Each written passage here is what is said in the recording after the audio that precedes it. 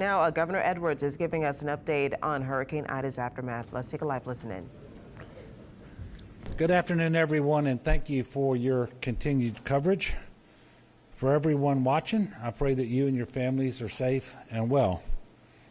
What I can tell you is that the last couple of days have not been good for our state, and for the next several days and weeks, they will not be easy either.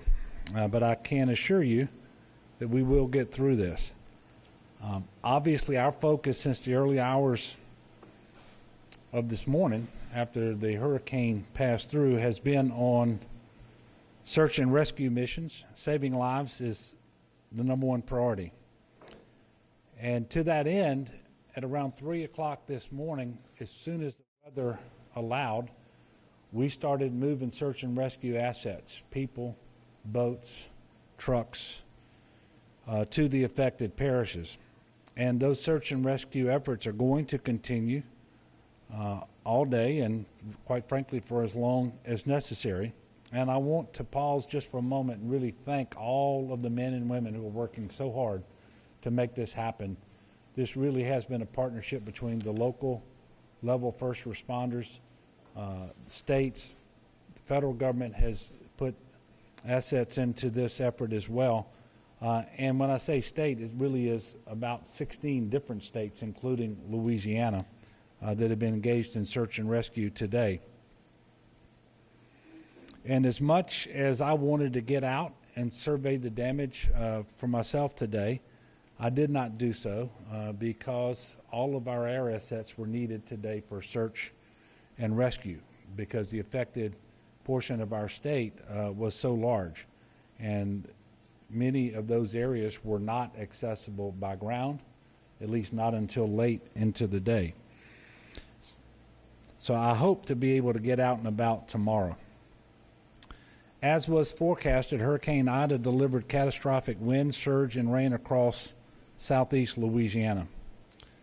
Almost the entire southeastern part of our state is without power presently. And sometimes you hear it, a million people without power. It's about 1.1 million homes and businesses. It's well over a million people. I don't have a precise number for you.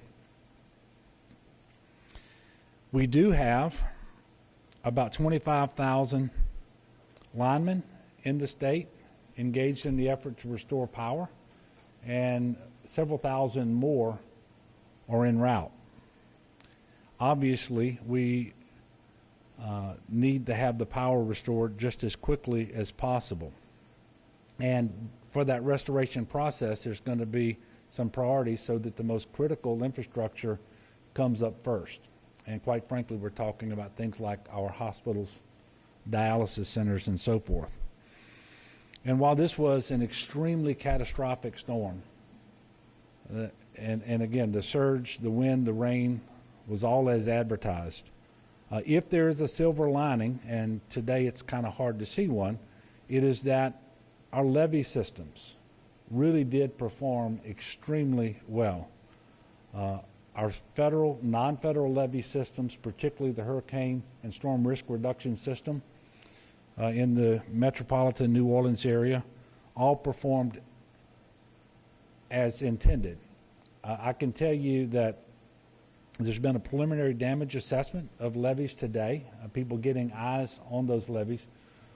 We don't believe there was a single levee anywhere now that actually breached, that failed. There were a few smaller levees that were overtopped to some degree and for some duration of time, and that did result in some people's homes being flooded, but they did not fail. They overtopped in a few areas.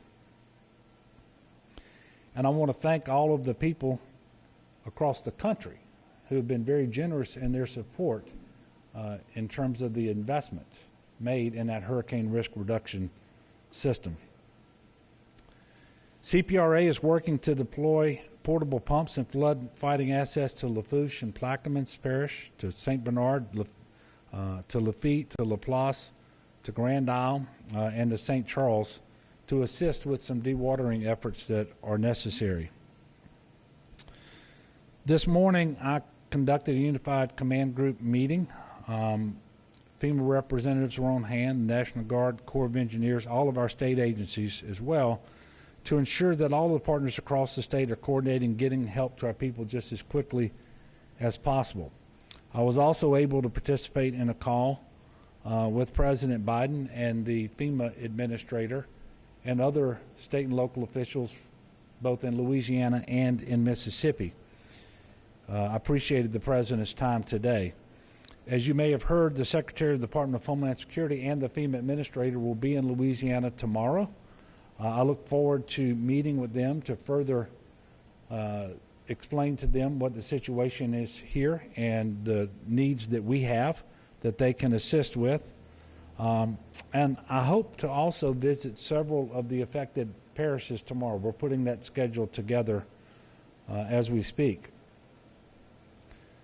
There are more than 5,000 National Guardsmen activated and responding to this disaster, and more are on the way from sister states.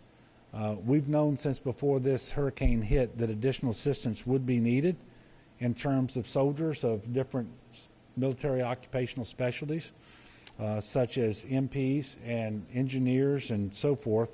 And I can tell you we've received commitments from 13 additional states, and these soldiers from these other states will start rolling into Louisiana within the next couple of days. The National Guard search and rescue assets already engaged, and in fact the engagement area is about 29 parishes, but they've got 195 high water vehicles, 79 boats, and 34 helicopters, all conducting search and rescue since very early this morning.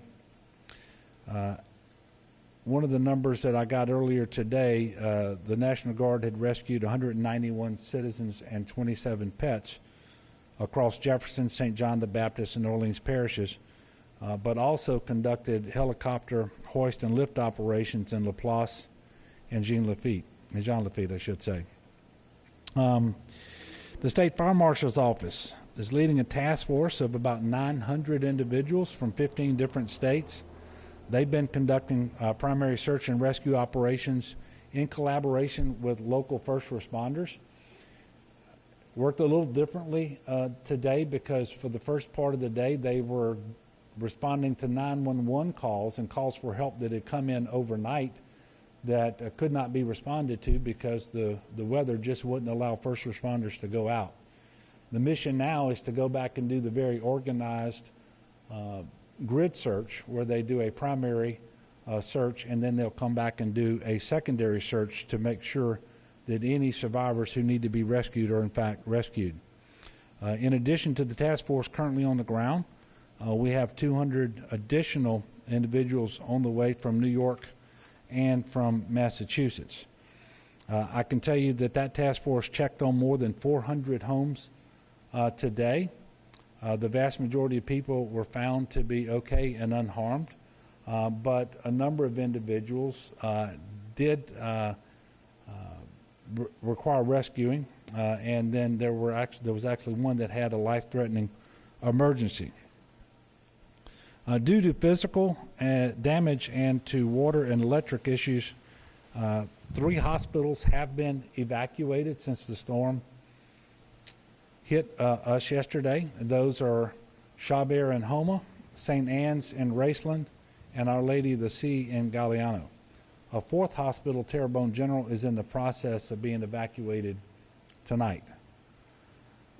The Department of Transportation and Development has 177 buses in operation, and so far they have evacuated more than 400 people from various locations in the affected parishes. There are 18 water system outages impacting more than 312,000 people and 14 boil water advisories impacting more than 329,000 people. And we've talked about electricity, we've talked about water. It's pretty clear that if you have evacuated, now is not the time to return unless and until your parish informs you that it is okay to do so. Businesses aren't open, stores aren't open, schools aren't open, and quite frankly, we need to put as little demand on our water systems and on our electric grid as possible. So please, before you return, contact your Office of Emergency Preparedness or listen to the guidance that's being issued by your parish. Tragically, we can confirm one storm-related death so far, a 60-year-old man from Ascension Parish who died after a tree fell on his home off of Highway 621. And it's a good time to remind people that just because the storm has passed, it doesn't mean the dangers have not. As we've talked about before, in almost all of these storms, more people are killed after the storm passes. So with all of the people without electricity tonight and for some time to come, there will be a lot of generators in use. Please make sure you operate those generators outside in a well-ventilated area away from your home, not under windows and doors, not in crawl spaces or garages. Carbon monoxide poisoning is absolutely deadly. Please pace yourself when you go out to clean up your yard or remove debris. Heat indexes will reach 100 degrees or more over the next 2 weeks at least. We're also asking that you don't get on the road unless it is absolutely necessary.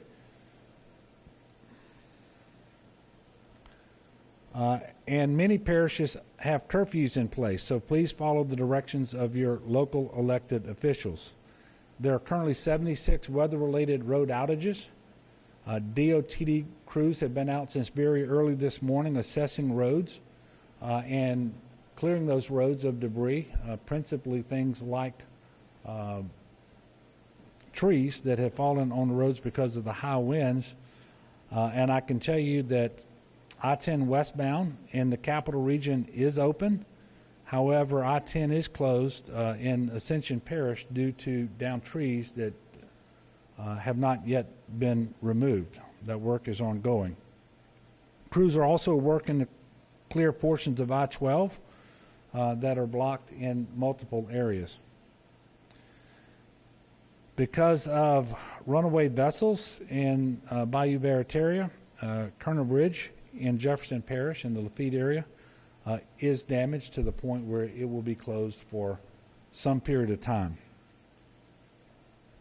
If you have to get on the road, please check 511la.org for road closure information and other travel-related information as well. It is still the case that there are downed trees and power lines and other debris and standing water as well on many roadways in southeast Louisiana. As of 2:30 today, there were just shy of 2,000 people sheltered in 36 different locations across Louisiana. For the latest shelter information, text LA Shelter to 898-211, or you can call 211. I have to keep reminding people that whether we like it or not, we're still in a COVID environment. It is a very difficult COVID environment where 100% of our cases today are attributable to the Delta variant, which is highly transmissible. So please make sure that you're as safe as possible wherever you are and whatever you're doing. And these sheltering operations and transportation and evacuation operations, everything we're doing needs to be done with COVID in mind. So it's important that we mask, that we distance, that we wash our hands, do all of these things to the maximum extent possible. Last night, President Biden approved my request for a major disaster declaration. We made that request yesterday before lunch, and he approved it last night. And I want to thank him for his prompt attention and his favorable response to that request. Specifically, he granted to Southeast Louisiana individual assistance and public assistance, as well as Category A, which is debris removal. And for the state as a whole, he granted Category B emergency protective measures. The category A and B is for 100% federal cost share for 30 days from the start of the incident. For the public assistance is at 75% for the federal government. I feel quite certain we will cross the threshold necessary to request that be increased to 90%. All of this assistance is going to be extremely helpful because people can now register for individual FEMA assistance if they live in one of the affected parishes. Already, more than 18,000 people have taken advantage of the opportunity to register for individual assistance.